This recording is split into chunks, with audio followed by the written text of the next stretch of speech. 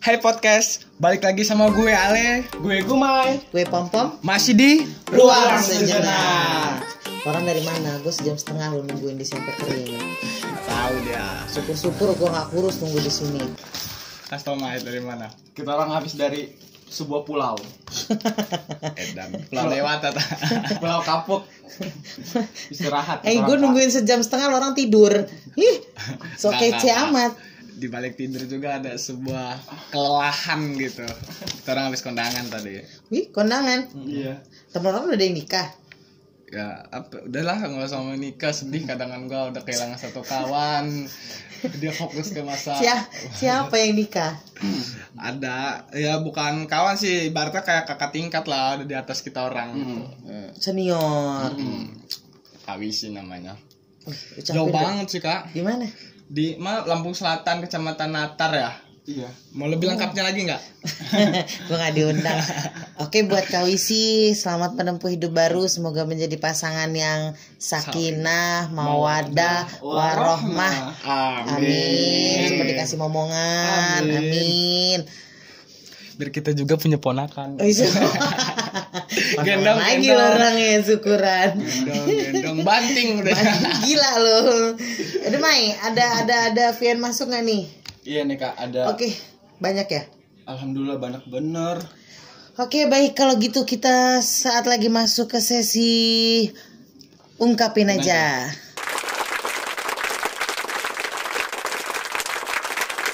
Yups. Sekarang kita masuk di segmen ungkapin aja. Oke kakak Gumai, coba diputar voice note-nya. Oke, 1, 2, 3. Oke kak, jadi kan bisa dibilang sih aku trauma ya. Trauma karena batal nikah bisa dibilang karena aku tunangan di bulan April. Yang seharusnya aku bakal nikah itu sehabis lebaran. Cuma dalam waktu dekat, mungkin Allah baik sih.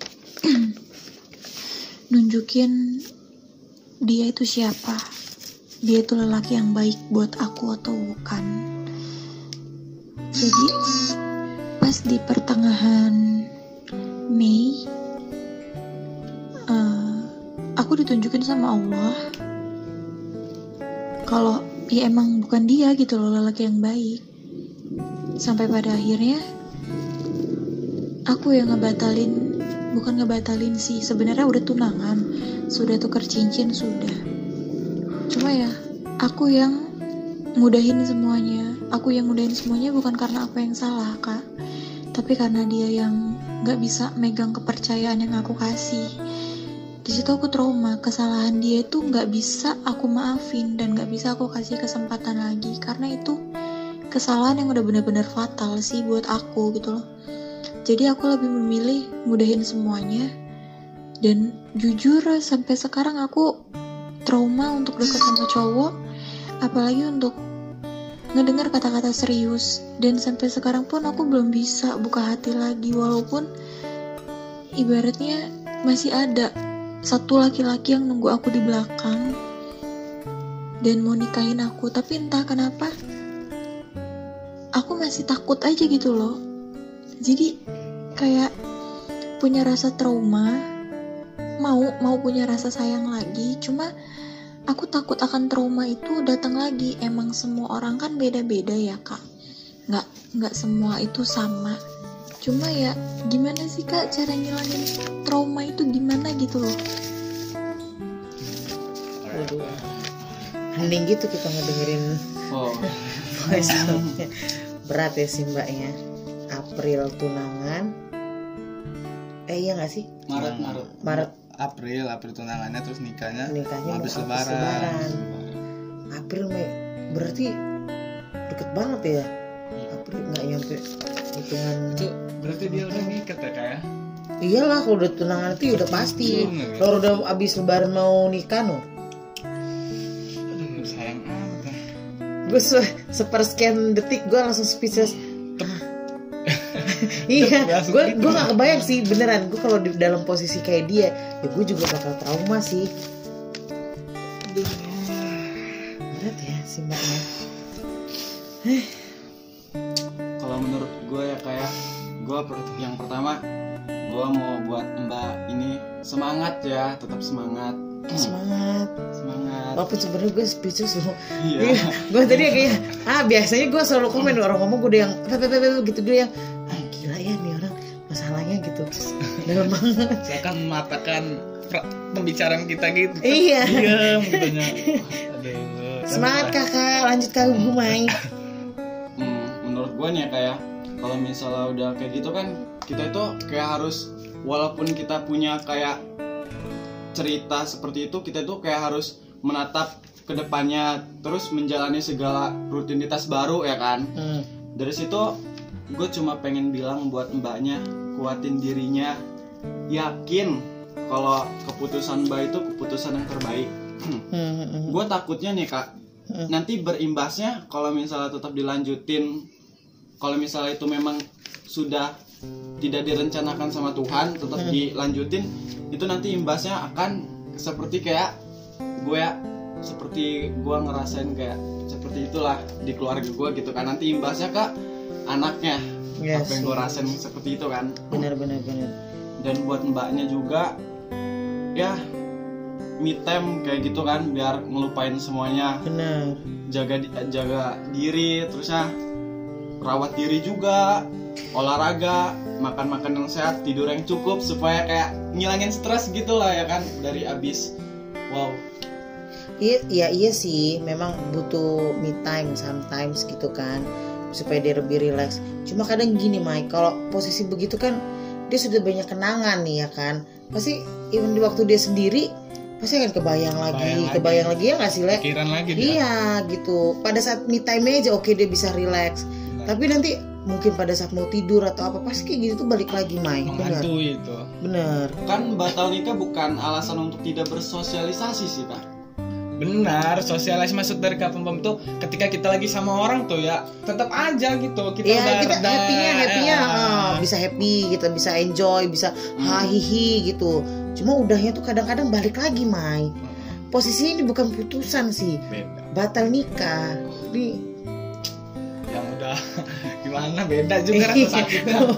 makanya gue tadi begitu dia ngomong gue gila ya. Minum pakai nasi Le. Main gimana main?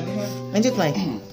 Kan terus abis itu kayak misalnya nih, gue minta kayak mbaknya itu kayak lebih kayak udahlah ke masa berkumpul sama teman-teman dia, keluarga dia yang lebih dekat gitu, supaya dia tuh kayak misalnya dari orang-orang di sekitarnya itu bisa ngembaliin mood dia gitu. Kayak misalnya dia tuh kayak dari wajah dia tuh kayak misalnya ada aura apa ya? Sedih. Aura kayak enggak, kesedihannya tuh kayak misalnya udah terbantu sama teman-temannya gitu di sekitarnya dia, kayak lebih kayak oke.